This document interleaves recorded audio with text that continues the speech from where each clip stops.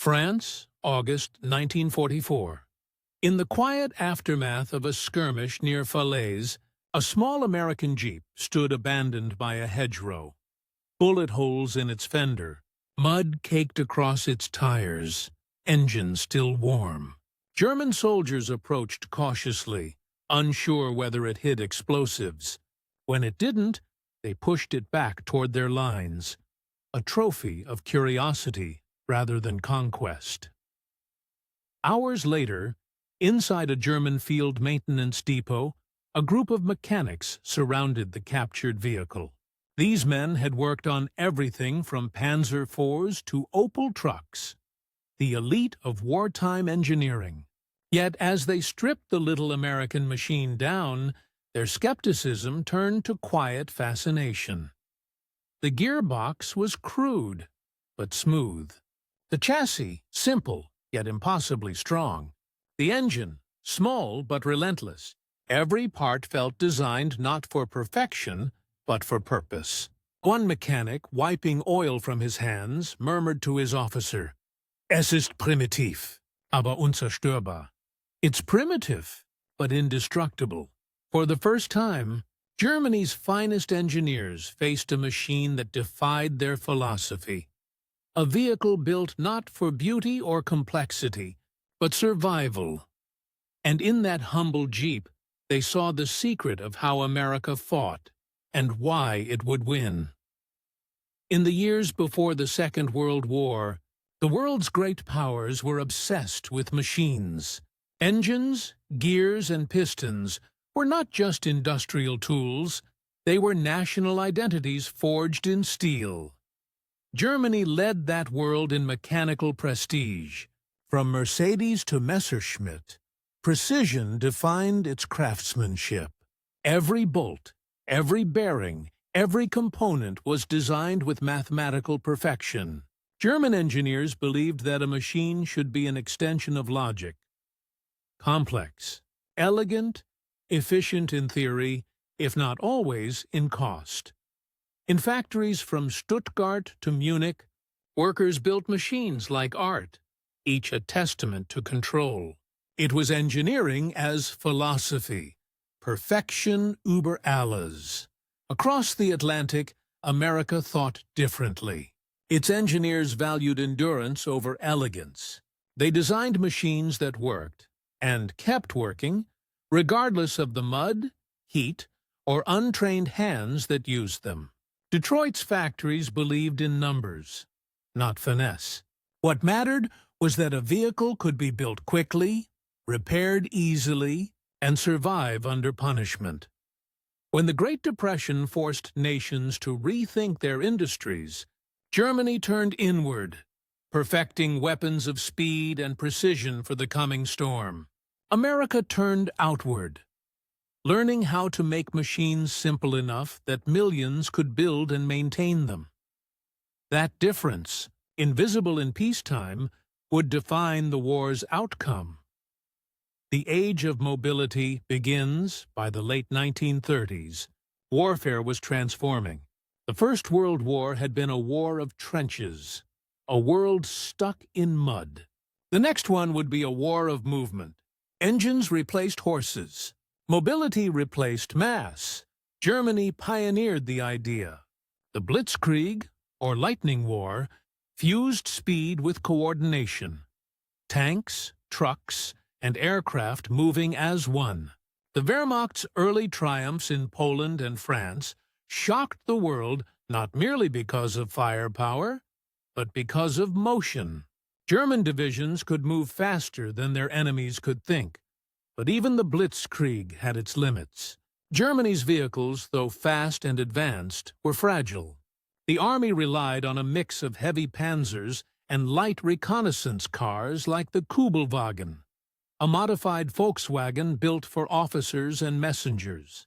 It was efficient on roads, but weak in rough terrain. Its air-cooled engine hated mud and snow. When the Wehrmacht reached the steppes of Russia and the deserts of North Africa, the myth of mechanical perfection began to falter. Precision turned brittle in the cold. America prepares differently. Meanwhile, in the United States, still neutral but watching the world ignite, the Army was studying mobility with a different eye. American planners knew that the next war would require not only tanks, but something smaller, faster, and far more common. They needed a vehicle that could go anywhere.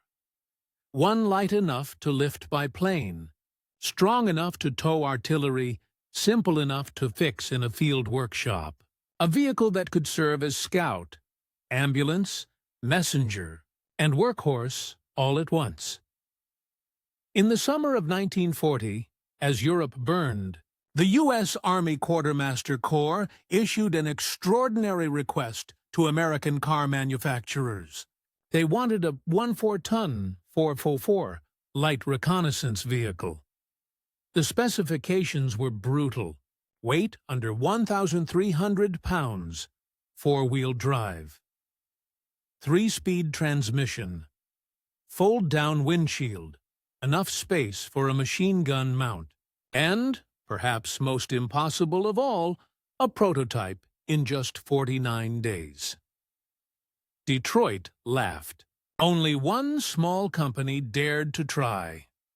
That company was American Bantam Car Company, a struggling automaker from Pennsylvania that saw the challenge not as madness, but opportunity.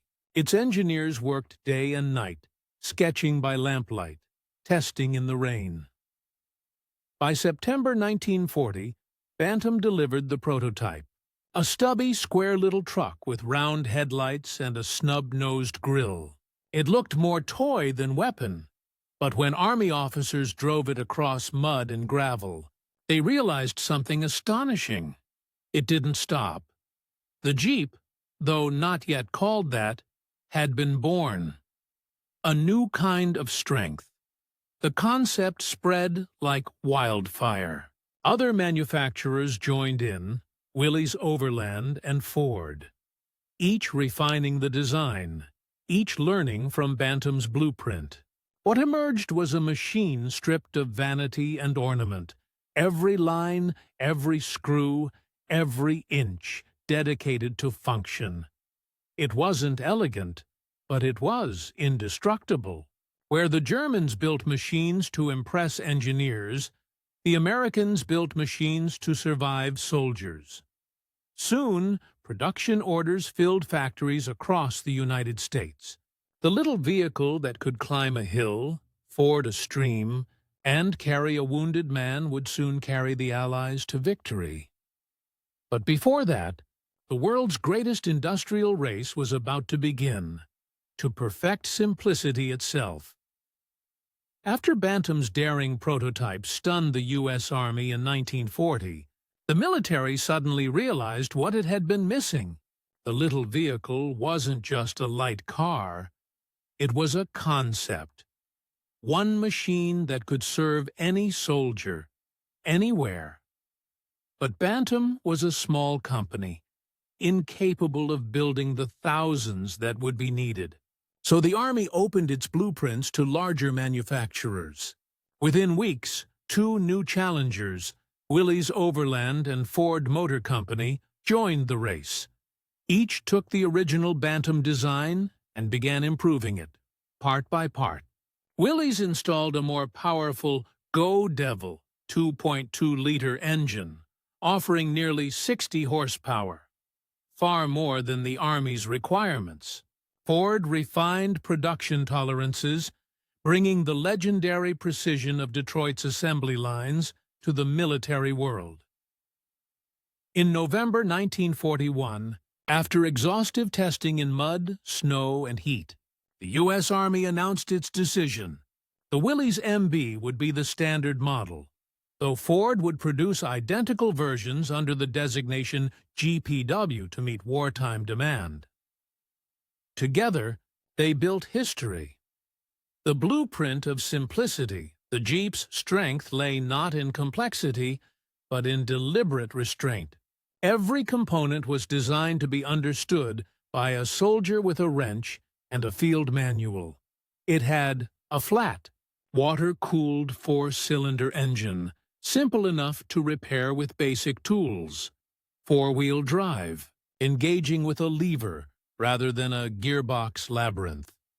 A fold-down windshield for transport and quick concealment. Canvas seats and top, easily replaced in the field.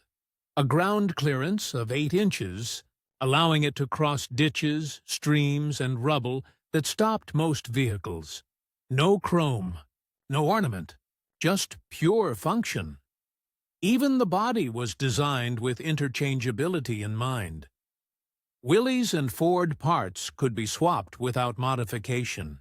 Bolts, axles, radiators, all standardized to the same thread, size, and tolerance.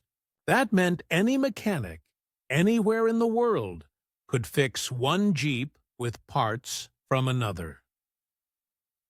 This was more than design. It was logistics made mechanical. The physical expression of industrial democracy. Into the war, when the United States entered the war after Pearl Harbor in December 1941, production ramped to a scale no one had imagined. Factories in Toledo, Dearborn, and beyond roared day and night. Women assembled engines while soldiers trained in mock battlefields lined with hundreds of new vehicles.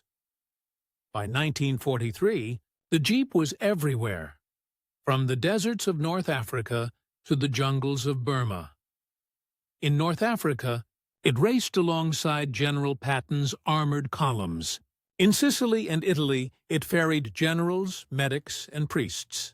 In the Pacific, it crawled through coral and volcanic ash. The British Eighth Army, short of transport, eagerly adopted it. They nicknamed it the Blitz Buggy. The Free French, Canadians, and even Soviets received thousands under Lend-Lease. Wherever it went, it became a soldier's lifeline, able to climb, tow, swim, and survive. The first German encounters, by late 1942, in North Africa, German and Italian troops began to find wrecked or captured examples. Panzer mechanics inspected them out of curiosity, expecting crude American over-engineering. What they found instead impressed even the most cynical technicians. Reports from the Afrika Korps mention light, American command cars that performed well in sand and heat, and whose engines resisted dust infiltration better than our own. One captured Jeep was tested against a Volkswagen. Kübelwagen, the German equivalent. The Kübelwagen was smoother on roads, but the Jeep conquered slopes and dunes that stopped the Volkswagen cold.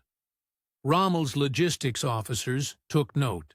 Several captured Jeeps were painted in desert tan and pressed into service by German reconnaissance units.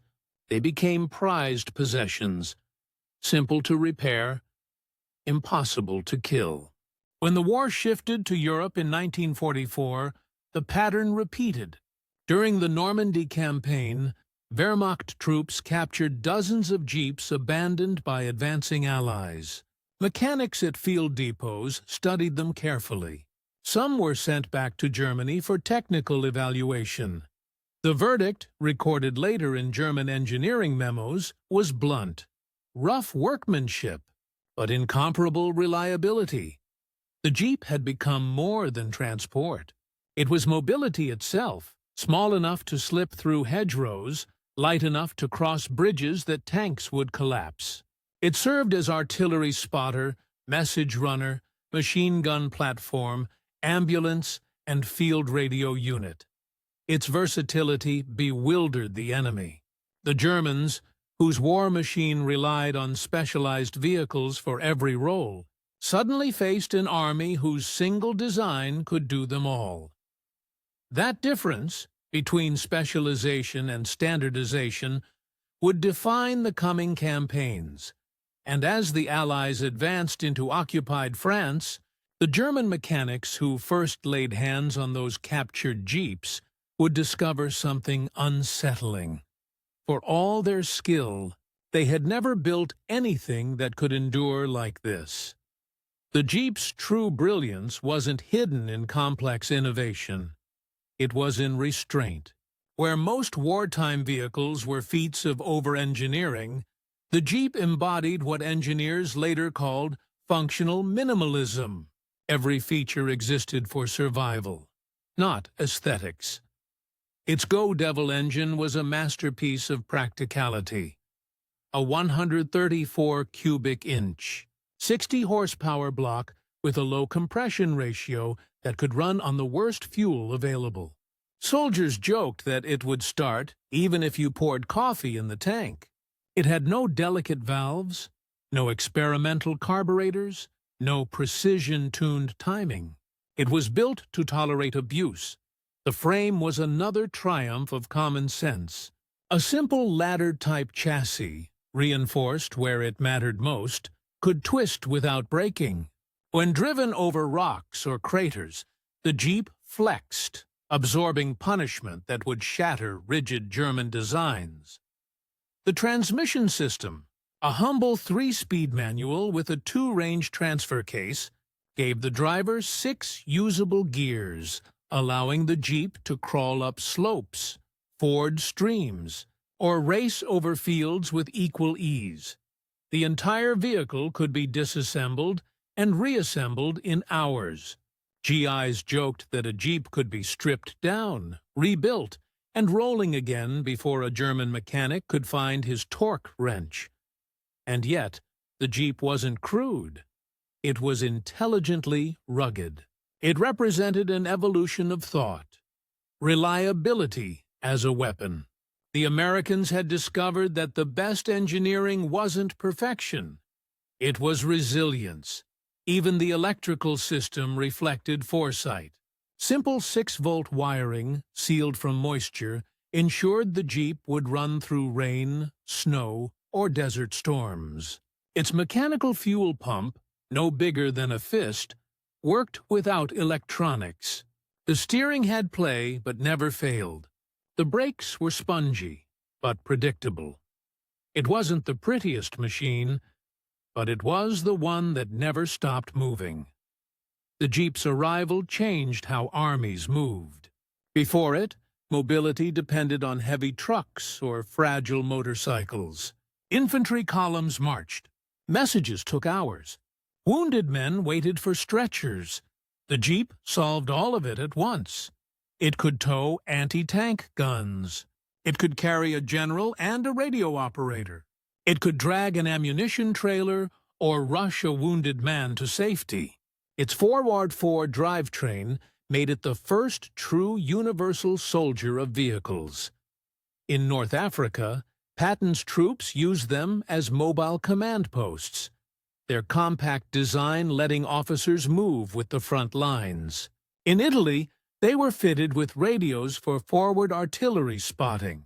In Normandy, Jeeps replaced horses and motorcycles in reconnaissance patrols, moving unseen through bocage terrain.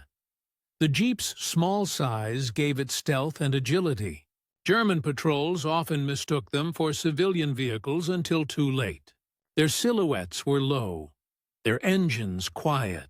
At night, with lights shielded, they seemed to appear out of nowhere. Tactically, the Jeep multiplied the tempo of war. It allowed communication, supply, and command to keep pace with mechanized units. It filled every logistical gap. A courier, a scout, a hauler, a rescuer.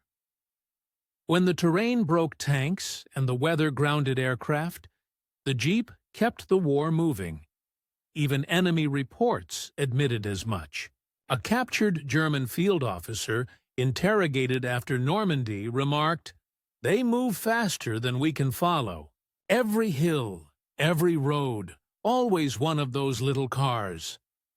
By late 1944, some Wehrmacht units began seizing Jeeps intact rather than destroying them. They valued them as fast messengers between shattered divisions, a testament to how indispensable the vehicle had become to both sides. To the men who fought the war, the Jeep wasn't a machine. It was a comrade. Letters home from GIs described it with affection usually reserved for living companions. "She'll take you anywhere," one soldier wrote from Italy, "if you treat her right and patch her up after." In the mud of France and the sands of Tunisia, the Jeep became an extension of the soldier's body. Loyal, stubborn, tireless, drivers gave them names, painted them with pin-up art or unit slogans. Lil Abner, Rough Rider, Faithful till the end. They slept in them, ate beside them, fought from them. In the chaos of battle, a Jeep's familiar growl meant hope, supplies arriving, wounded evacuated, command returning. When conditions turned hopeless, engines frozen, bridges collapsed, the Jeep still offered a chance. Soldiers learned to strip its canvas roof for warmth, to use its tires for makeshift barriers, to siphon fuel from its tank, to light fires. Photographs from every front show them everywhere. Ferrying generals through the ruins of Carentan, pulling sailors through Pacific surf, carrying priests into the front lines of Italy to administer last rites. It became a symbol of endurance, a small, unpretentious thing that survived where bigger, stronger machines failed. After the war, veterans would talk about the Jeep with the same reverence as they spoke of comrades lost. It had personality. Stubborn, forgiving, uncomplaining. Even Eisenhower later said, "America could not have won the war without it." He meant it literally and symbolically. The Jeep carried more than men and ammunition. It carried morale, movement, and the quiet promise that no matter how bad things became, something was still running. Its mechanical genius, battlefield flexibility, and human loyalty made the Jeep not just a machine, but a movement, a rolling philosophy of function over form. Soon, even the enemy would come to recognize it. When the first captured Jeeps arrived in German maintenance depots in 1943, the mechanics approached them with skepticism. To the German engineer's eye, the vehicle looked crude: stamped steel, exposed welds, uneven bolts.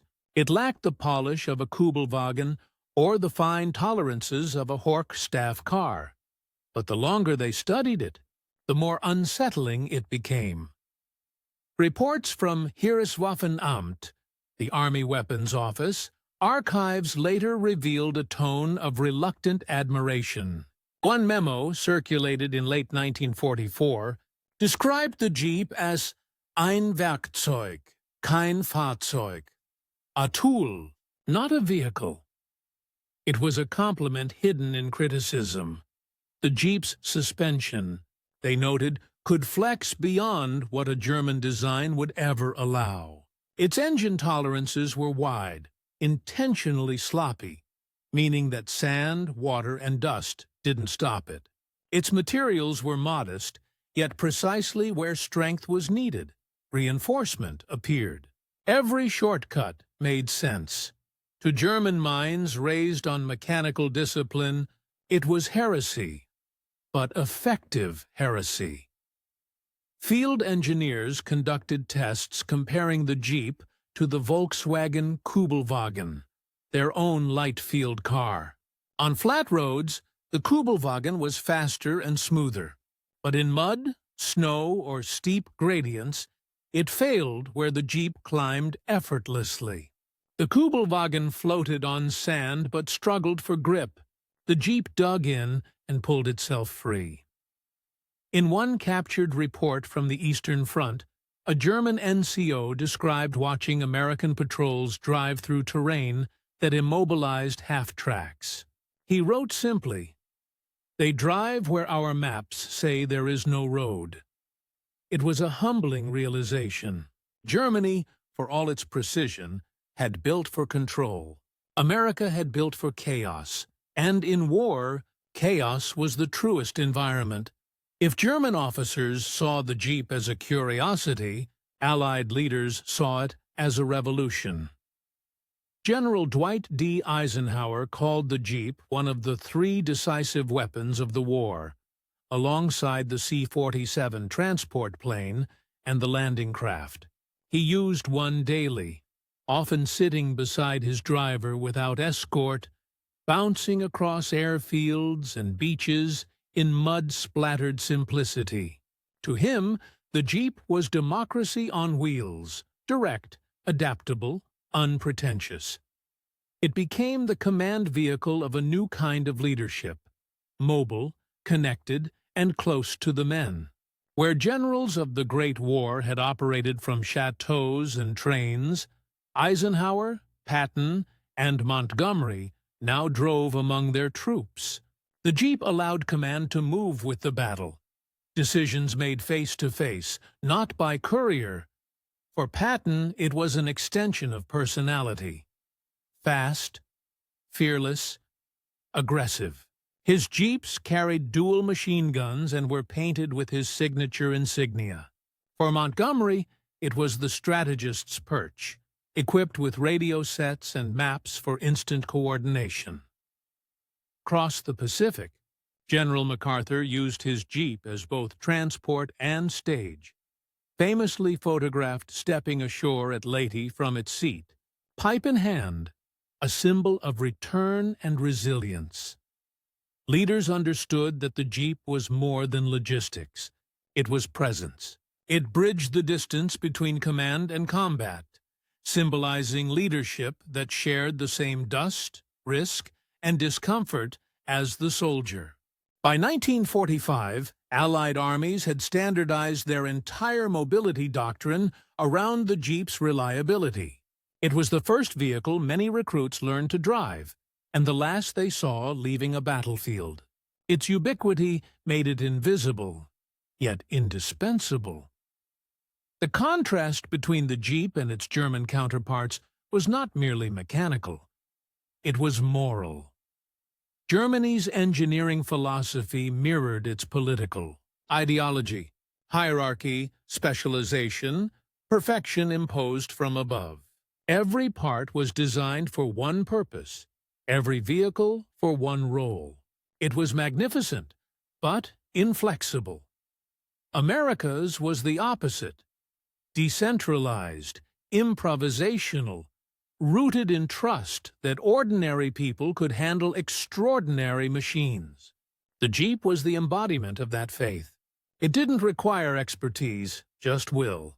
A farmhand from Kansas, a mechanic from Detroit, or a medic from Boston could repair it with the same ease. It belonged to everyone who used it. That accessibility was strategic genius. The Allies' entire logistical strength came from interchangeability. Rifles, trucks, aircraft, and spare parts all built on the same democratic logic.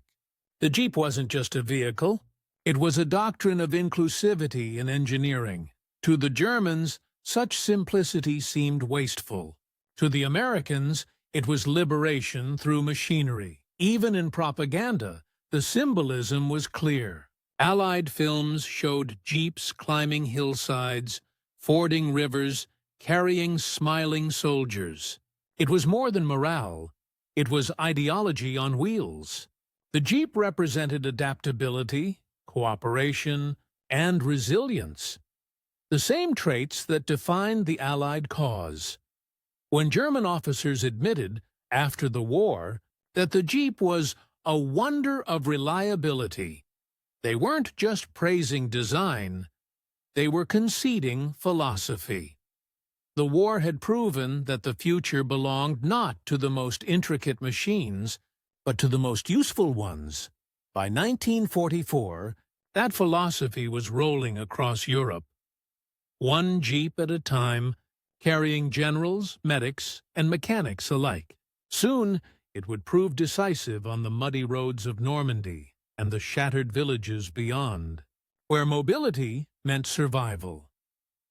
In the first gray light of June 6, 1944, the beaches of Normandy looked like chaos itself. Steel, sand, smoke, and motion. Landing craft opened their doors to a storm of fire. Tanks bogged down. Trucks sank in surf, and through that carnage, the smallest vehicle of them all began to crawl ashore. The Jeep. Engines coughed salt water. Tires spun in sand. But somehow, they kept going. Mechanics on the beach rigged spark plugs with rifle oil, drained flooded engines by hand, and pushed until the machines found traction. One after another, the Jeeps roared to life, ferrying wounded men, hauling ammunition, dragging stretchers through the surf. Where heavier vehicles failed, they adapted. Where the terrain turned to mud, they floated on willpower and torque. By nightfall, hundreds of Jeeps dotted the dunes, headlights blacked out, radiators hissing steam. They had become the arteries of the invasion, linking beach to bluff, command post to front line. General Omar Bradley's staff called them the nerves of the beachhead. Every order, every bandage, every shell passed through a Jeep's battered frame before reaching the fight. As Allied forces pushed inland, the landscape turned into a maze of hedgerows and craters. Sherman tanks couldn't maneuver. Half-tracks broke axles, but Jeeps slipped through narrow farm lanes like water finding cracks in stone. Units learned to mount .30-caliber machine guns on their roll bars, turning the little car into a mobile ambush fighter. Engineers built makeshift bridges just wide enough for its tires. If the Jeeps could cross, the infantry could follow. To the Germans, the speed of the advance was incomprehensible. Their maps showed impassable ground, yet American columns appeared behind their lines overnight. Intercepted reports called it phantom mobility. At one captured crossroads near St. Lo, a German maintenance detachment discovered several intact Jeeps abandoned after an ambush. They towed them into a barn and began inspection under kerosene lamps. The men were professionals, craftsmen from factories in Stuttgart and Bremen, accustomed to tolerances measured in tenths of a millimeter. They expected rough castings and crude welds. Instead, they found deliberate design, strength where stress demanded, forgiveness where strain was inevitable. They removed a differential and stared at the simplicity. No hidden gearing, no delicate balancing, just honest steel and grease. The cooling system was primitive but clever, a straight flow path that could tolerate mud, salt, and neglect. Even the electrical wiring, twisted and coated in cheap rubber, had survived bullet hits that would have silenced a more refined vehicle. When they examined the suspension, one mechanic laughed softly. "Unmöglich," he whispered. "Impossible." The leaf springs, simple and rugged, had carried twice the rated weight. The little chassis had endured jumps, explosions, and still tracked straight. They realized that this machine had been built not by perfectionists, but by pragmatists who understood war better than theory ever could. Curiosity turned to challenge. The Germans fueled one of the captured Jeeps, checked its spark plugs, and turned the crank. The engine sputtered once, then settled into a steady, confident hum. They drove it out into the yard through puddles and ruts, expecting it to stall. It didn't. They drove it farther, across shell-churned fields where Kübelwagens often bogged down. The Jeep climbed, bounced, and kept going. A young mechanic, his uniform still dusted with plaster from Allied bombing raids, reportedly muttered, "If we had these in Russia, we might have reached the Volga." His officer said nothing. They both knew the truth behind the silence. Their own machines, magnificent in concept, could not have survived the same abuse. While those mechanics stared in wonder, hundreds of miles away, Jeeps were winning the campaign. After the breakout at St. Lo, they led supply convoys through roads so cratered that trucks couldn't pass. They ferried medics into destroyed towns, carried ammunition up to tank battalions trapped in bocage, and rescued civilians under sniper fire. In one famous episode, during the race across France, a single Jeep from the 2nd Armored Division ran non-stop for 11 days, covering nearly 1,000 miles with only tire changes and oil refills. No other vehicle in the Allied arsenal could have attempted it. The Jeep had become the signature of momentum. The sound of victory was its exhaust note bouncing between hedgerow walls. German prisoners began calling them Springteufel, the jumping devils. As Allied columns reached Paris, German ordnance departments compiled final field analyses of captured Jeeps. The verdict came back clear and unsentimental.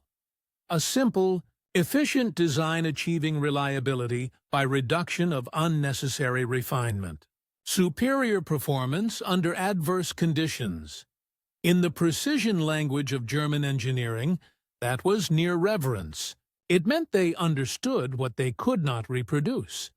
Mass-produced resilience, born of industrial democracy.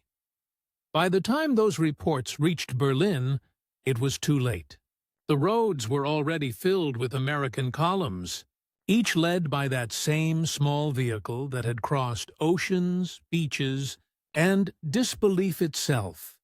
From the barn workshops of France to the ruins of Paris, the Jeep had proven that simplicity could outlast sophistication, and soon its legend would extend beyond Europe, to the Alps, the Rhine, and the final road to Germany itself.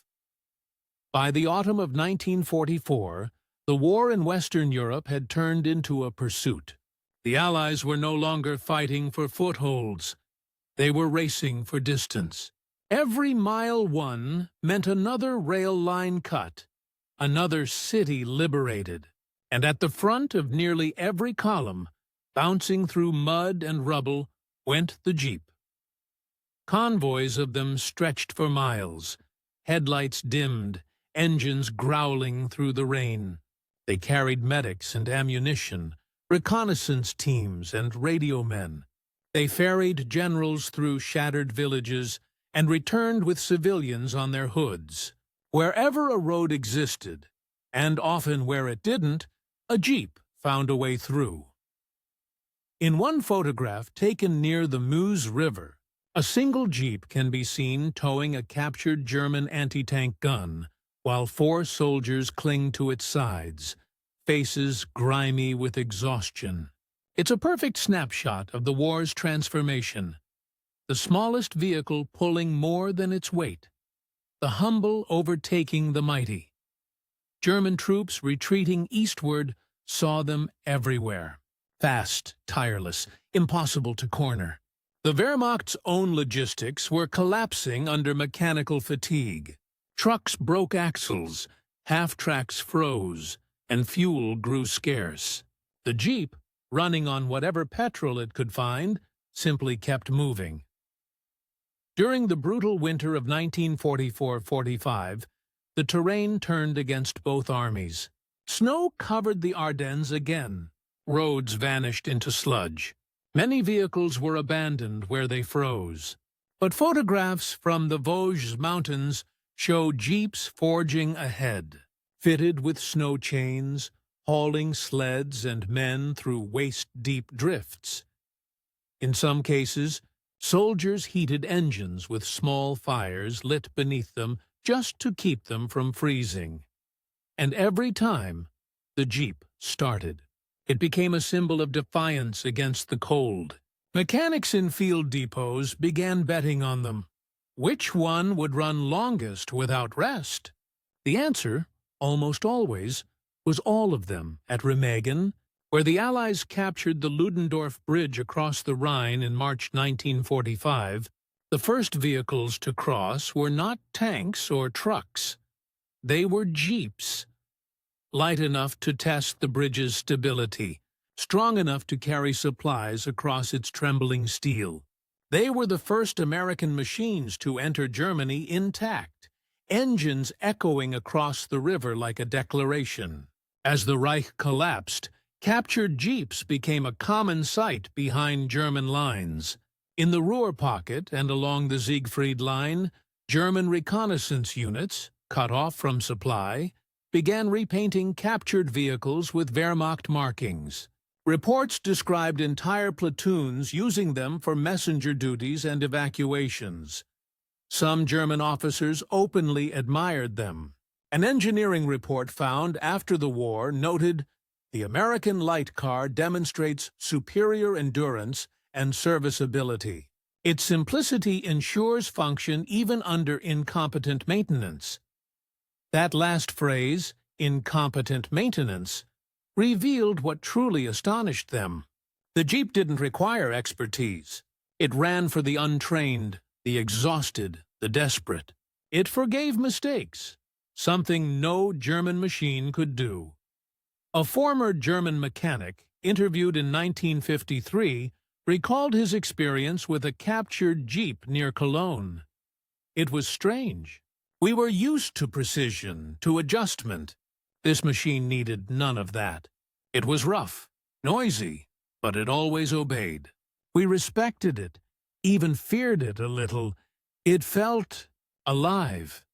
Even SS officers, usually dismissive of Allied technology, requisitioned captured jeeps for personal transport in the war's final chaos. Some were photographed retreating through Bavaria in 1945 in American vehicles, irony made visible in steel.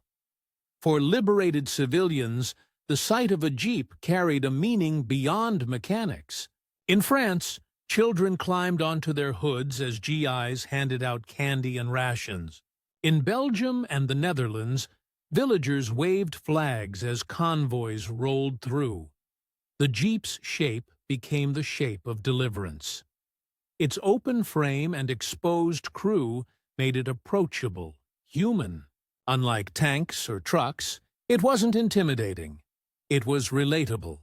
The machine that carried soldiers to war now carried hope to the living.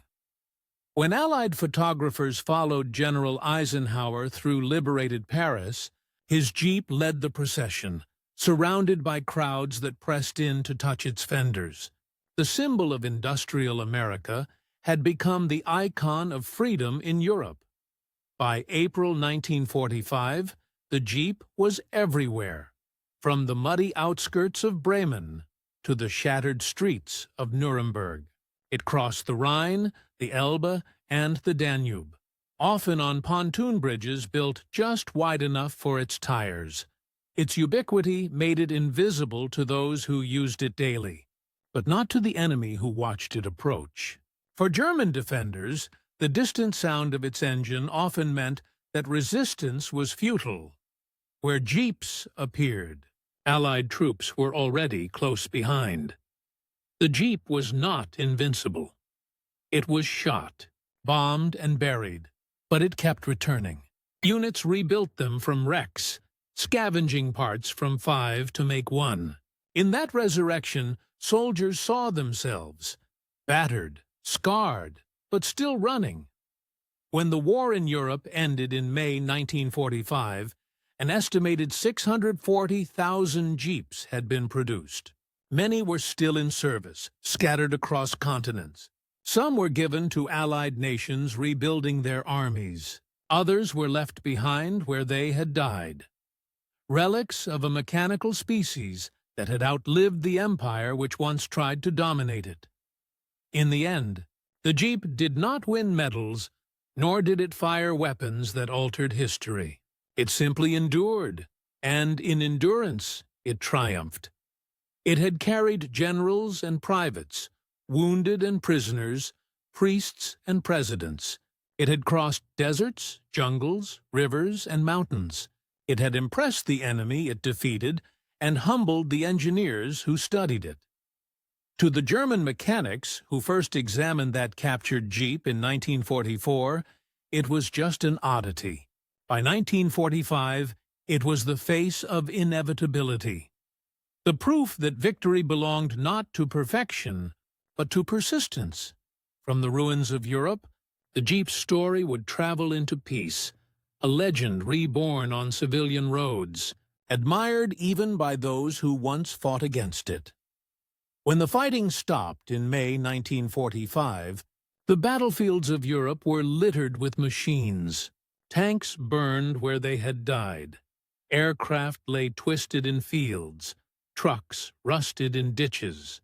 But everywhere the Allied armies advanced, one machine seemed to survive the wreckage. Small, olive drab, and still running, the Jeep. Some still carried bullet scars on their fenders. Others had been rebuilt so many times that no two panels matched. Yet even as peace settled over ruined cities, they idled patiently, waiting for orders that would never come. Soldiers used them to ferry prisoners, deliver food, and guide civilians through shattered towns. For a moment, the line between war and peace blurred, and the Jeep drove freely through both. In the days that followed Germany's surrender, Allied technical teams began documenting captured enemy technology. Everything from jet engines to rockets. But the Germans, for their part, did something quietly remarkable. They began studying the Jeep. At workshops in Munich and Stuttgart, engineers from dismantled armament firms, men who had spent the war building panzers, Tigers, and Kübelwagens, were asked to analyze captured Allied vehicles for post-war reports. They dismantled Jeeps just as they once had in 1944, but this time not as enemies, as students. Their findings were direct, even humble. One engineer wrote, "The American light car is not beautiful. Its parts are common. Yet in this simplicity lies genius. It functions when theory says it should fail."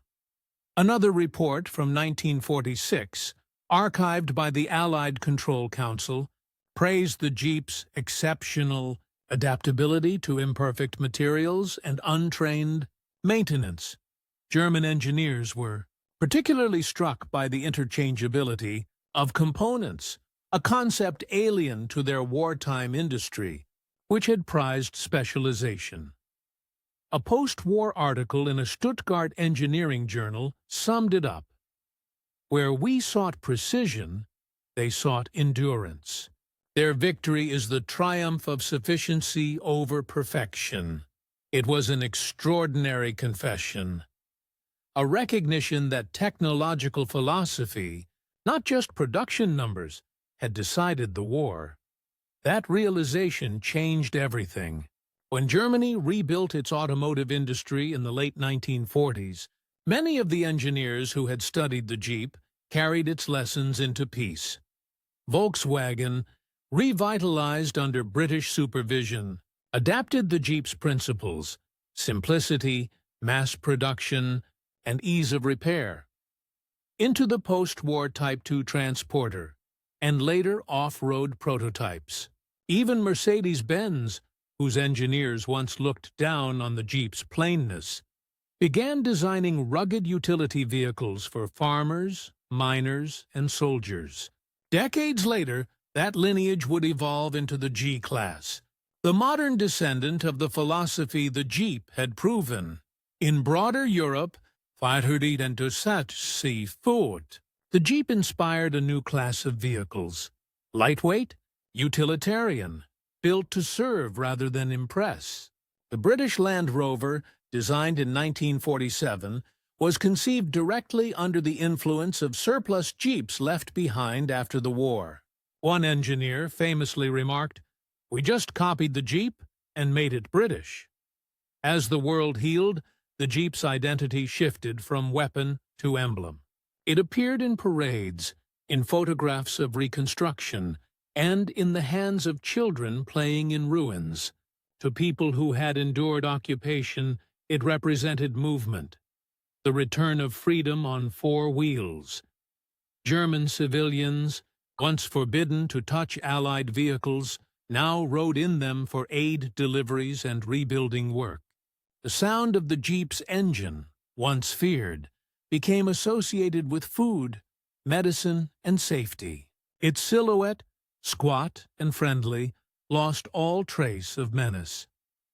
In memoirs of post-war engineers, the Jeep often reappeared as a turning point. One German technician wrote years later, "It changed how I thought about design. I realized that a machine is not great because it is complicated, but because it survives the hands of ordinary men." That sentiment echoed across an entire generation of European engineers rebuilding their industries. The Jeep, in its quiet endurance, had become a teacher, not just of mechanics, but of humility. In the years after the war, the little vehicle that had conquered continents would evolve again, from battlefield tool to civilian legend, carrying farmers, explorers, and dreamers into a new world of peace.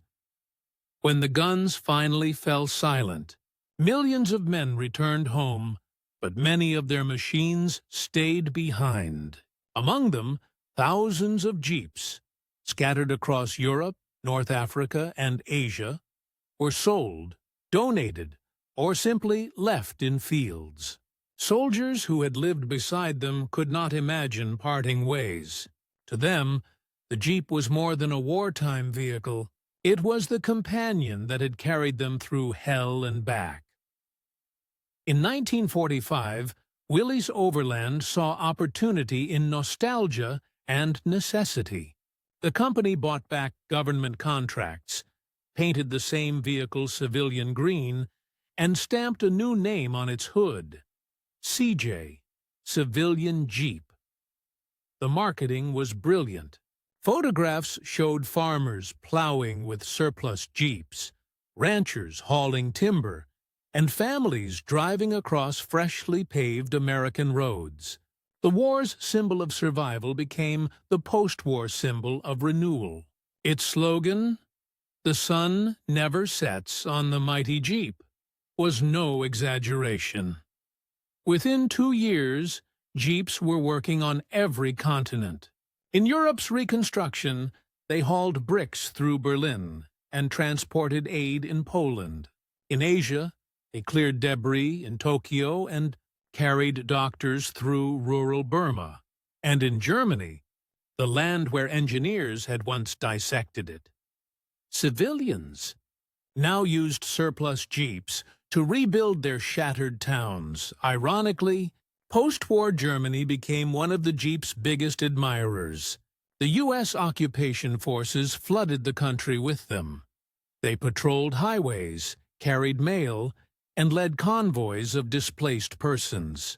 German mechanics, many of them veterans of the Wehrmacht's motor divisions, were hired to maintain them. These men, who once studied captured Jeeps in secret, now kept them running as part of daily life. Their respect deepened with familiarity. The same simplicity that had impressed them in wartime proved priceless in peacetime. Spare parts were scarce, yet the Jeeps ran for years with minimal maintenance. Some German workshops even began converting old military Jeeps into civilian models, fitting them with improvised hardtops or wooden cargo beds. Local papers printed photographs of farmers driving them through fields that had once been battlefields. By the 1950s, when West Germany's economy began to recover, local manufacturers quietly borrowed Jeep principles. The Unimog, DKW Munga, and later Mercedes G-Class all carried DNA traces of the Jeep's philosophy: mechanical honesty, adaptability, and reliability over refinement. The very nation that had once mocked its crude design had, without realizing it, adopted its creed. Meanwhile, the Jeep's legend spread far beyond Europe. In the developing world, it became the first car many people ever saw. It delivered food in India, mail in Africa, and vaccines in the Middle East. It became the favored mount of explorers, peacekeepers, and journalists, a global passport on four wheels. Its image changed from olive drab to universal khaki, from tool of war to emblem of adventure. Hollywood embraced it. Photographers captured Jeeps crossing deserts and mountains, always framed against open skies. The same silhouette that once rolled through the rubble of Normandy now stood for freedom, exploration, and endurance. Even nations once under Axis rule adopted it with affection. In Japan, rebuilt under American occupation, Willys Jeeps became police and postal vehicles. In Italy, mechanics rebuilt them from scrap, creating hybrid designs that spawned small domestic off-roaders. The machine that once symbolized invasion now represented mobility, the freedom to move, rebuild, and live again. In engineering schools across the world, professors began using the Jeep as a case study in efficient design. Its lesson was simple but profound. A perfect machine is not one that never breaks, but one that can always be fixed. For German designers especially, that insight reshaped philosophy. Where pre-war machinery had worshipped perfection, post-war machines now worshipped reliability. The Jeep had turned the logic of modern engineering inside out, proving that elegance could exist in simplicity, and that humanity's greatest strength lay not in flawless systems, but in forgiving ones. Decades later, German engineers would still mention it with quiet respect. The Jeep had been a rival, a riddle, and finally, a revelation. In time, it would outlive empires, borders, and ideologies, crossing from war to peace, from America to the world, from battlefield to memory. But behind every legend lies a truth deeper than metal or motion. That simplicity, when guided by purpose, can change history.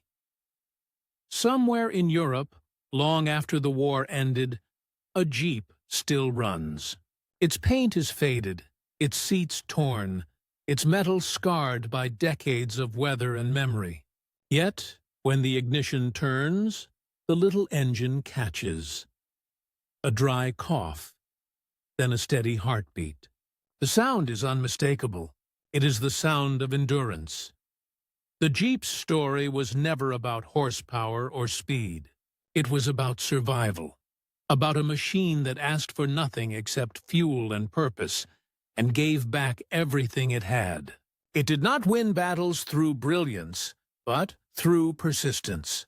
It represented an idea larger than steel, that strength can be humble, and simplicity can be genius.